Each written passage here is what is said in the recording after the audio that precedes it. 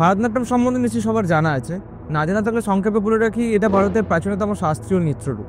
এটা রচনা করেছিলেন ভরতমুনি। আর এই ভারতনাট্যমে পারদর্শী হওয়াটা একদিনের ব্যাপার না, এর জন্য লাগে বহু বছরের অভিজ্ঞতা। ঠিক যেমন ক্যানন তার বহু বছরের সিনেমা ক্যামেরা বানানোর অভিজ্ঞতা দিয়ে বানিয়েছে নতুন কম্প্যাক্ট সিনে ক্যামেরা ক্যানন C50।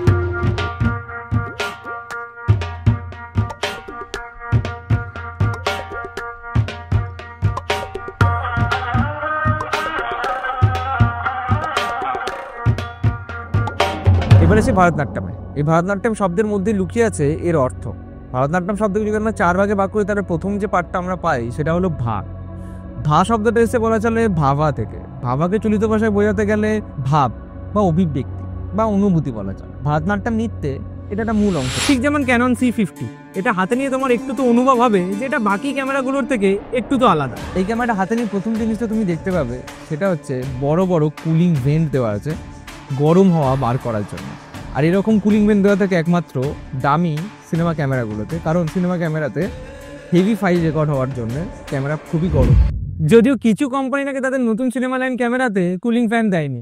এখন ভারতীয় এই ওয়েদারে সেটা কতটা ভালো কাজ করবে সেটা তো সময়ই বলবে। এছাড়া ক্যানন C50 বডিতে 4খানা পয়েন্ট দিয়েছে, যেখানে তোমরা এক্সট্রা রিগ ছাড়াও অ্যাক্সেসরিজও মাউন্ট করতে পারো। এছাড়া ক্যানন C50 বডিতে মাইক এবং হেডফোনের অপশন দিয়েছে, USB-C দিয়েছে, টাইম কোডের পয়েন্ট দিয়েছে, রিমোট কন্ট্রোলেরও পয়েন্ট দিয়েছে এবং ফাইনালি ক্যানন ফুল HDMI এরও অপশন দিয়েছে। এবং ক্যানন C50তে মোট 3টে রেকর্ডিংয়ের সুইচ দিয়েছে আর 14টা কাস্টম বাটনেরও অপশন দিয়েছে আর একটা ভেরিয়েবল অ্যাঙ্গেল টাচ স্ক্রিনের ডিসপ্লে দিয়েছে। যদিও ডিসপ্লেটা একটা সিনেমা লাইন ক্যামেরা হিসাবে খুবই ছোট, এটা অনেকেই বলেছে, সেটা ঠিকই, কিন্তু একটা প্রপার বিগ প্রোডাকশন শ্যুট হলে সেখানে অবভিয়াসলি এক্সটার্নাল ডিসপ্লে ইউজ হবে। রেগুলার শ্যুটের জন্য এই ডিসপ্লেটা যথেষ্ট আমার মতো। আর এটাতে 2130 mAh LPE6P ব্যাটারি দিয়েছে। ক্যানন C50 মোট 2খানা কার্ড স্লট দিয়েছে, একখানা CFXS টাইপ B এবং আরেকটা অপশন দিয়েছে SD কার্ডের, সেটা UHS 2। তবে আমার মনে হয় ক্যাননের একটা মাইক্রো SD কার্ড দেওয়া উচিত ছিল। কিছু কোম্পানি আছে তারা তাদের ক্যামেরাতে দিচ্ছে অপশনটা, কেন দিচ্ছে সেটা জানি না। যাই হোক, এগুলো হচ্ছে ভারতনাট্যম শব্দের দ্বিতীয় ভাগে, সেটা হচ্ছে রাগ শব্দকে সোজা ভাষা বোঝাতে গেলে সুর, নাচের সুর বা নাচের রং। একজন ভারতনাট্যম শিল্পী যখন নৃত্য পরিবেশন করে তখন তার মধ্যে থাকে বিভিন্ন ধরনের সুর, নাচের সুর বা নাচের রং। যদি সেটা না থাকে তাহলে সেই নৃত্যটা একদম ফ্যাকাশে দেখাবে। ঠিক যেমন ক্যানন C50, এখানে ভিডিওতে রঙের কোনো অভাব নেই। এক তো ক্যাননের রিস্টোন তোমরা পাচ্ছই, এছাড়া পোস্ট প্রোডাকশন ও কালার নিয়ে আরও কাজ করতে চাইলে এটা ক্যাননের C-Log 2 এবং C-Log 3 অ্যাভেলেবেল আছে। মানে পোস্ট প্রোডাকশনের ভিডিওর রং নিয়ে কোনো চিন্তাই রইল না। আর শুধু তাই না, তোমাদের ভিডিওতে যদি আরও বেশি রং চাপানোর ইচ্ছা থাকে তাহলে ক্যাননে র রেকর্ডিংয়েরও অপশন আছে, তাও 12 বিট 7K 60 FPS। এছাড়া ক্যানন C50তে র রেকর্ডিং হবে 7K 3/2 open gate 30 FPS, 7K 16:9 60 FPS, র 5K হবে সুপার 35 60 FPS, র 2K হবে সুপার 16 150 FPS, 4K হবে 120 FPS আর 2K 180 FPS।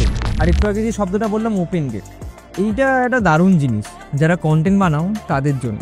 এই ওপেন গেটটা কি সোজা ভাষায় বোঝাতে গেলে, যখন আমরা নর্মালি রেকর্ডিং করি 16:9 ওপর আর নিচের কিছুটা অংশ বাদ চলে যায়, সেটা কিন্তু রেকর্ড হয় না। কিন্তু ক্যাননের এই ক্যামেরাটাতে 3:2 যখন তুমি ওপেন গেট রেকর্ডিং করবে তখন তোমার পুরো সেন্সারটা জুড়েই রেকর্ডিং হবে।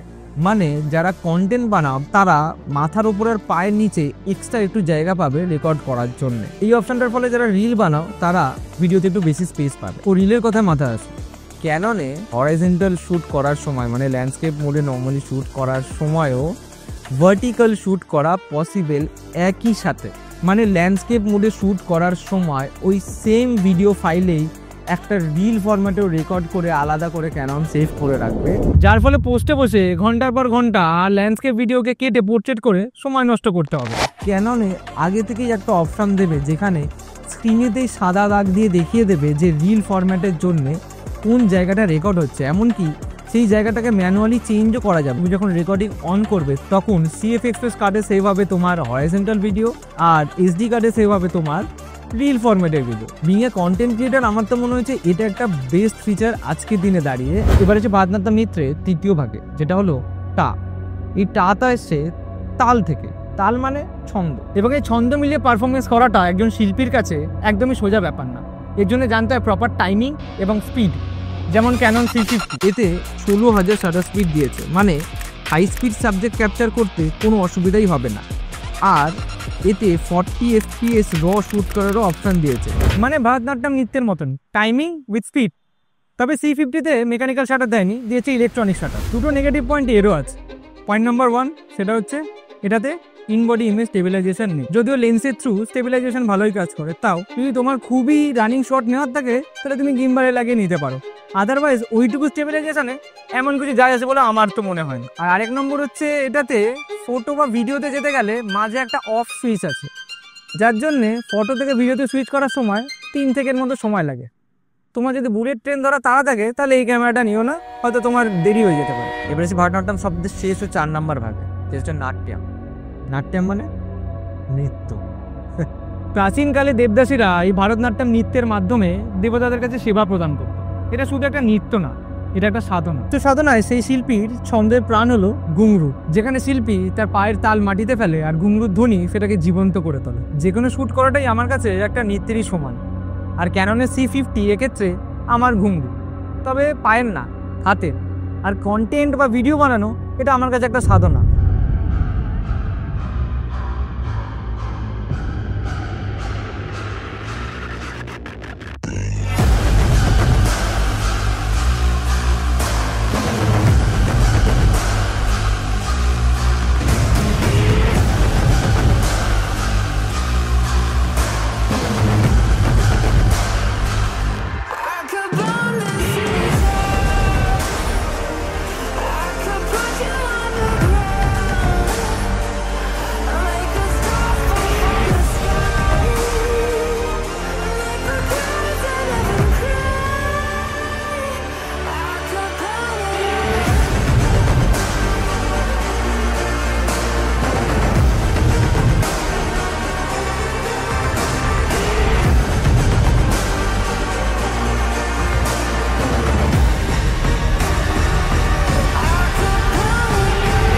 তুমি ভালো ঘুঙরু কিনলে যে ভালো নৃত্য পরিবেশন করতে পারবে এর যেমন কোনো মানে নেই, ঠিক তেমনই তুমি বাজে নৃত্য পরিবেশন করো বলে তোমার ঘুঙরুটা খারাপ, এটাও কিন্তু অর্থহীন। বুঝতে হবে তোমার জন্য কোন ঘুঙরুটা ভালো।